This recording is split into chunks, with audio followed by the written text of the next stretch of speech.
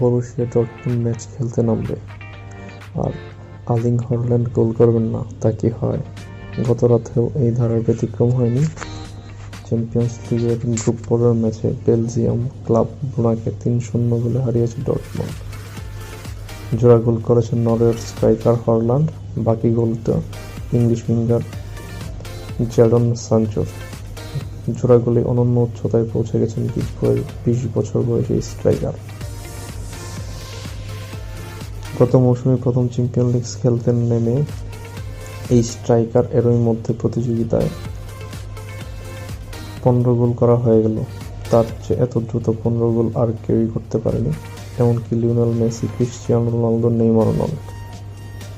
Messi, Ronaldo পরবর্তী যুগে কেন হল্যান্ডকে আগামী দিনের সবচেয়ে বড় তারকাদের অন্যতম ধরা হচ্ছে?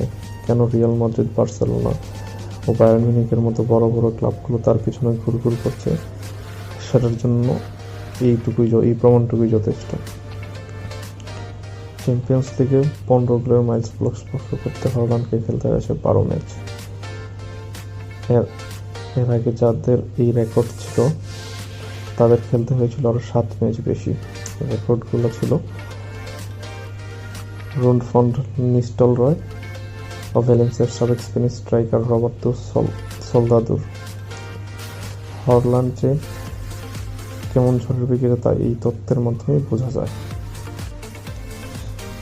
এদিকে দিনামো কিয়েভের বিপক্ষে জুভেন্টাসের ম্যাচ ২-১ গোলের জয়ের ম্যাচে ১ গোল করেছেন ক্রিস্টিয়ানো রোনালদো, আর তাতেই চ্যাম্পিয়ন্স লিগের এক রেকর্ডে ছুঁয়ে ফেলেছেন লিওনেল মেসিকে। চ্যাম্পিয়ন্স লিগে ঘরের মাঠে এখন দুজনেরই গোল সংখ্যা ৭০টি করে। চ্যাম্পিয়ন্স লিগে এত গোল, ঘরের মাঠে ৭০ গোল নেই আর কারোরই।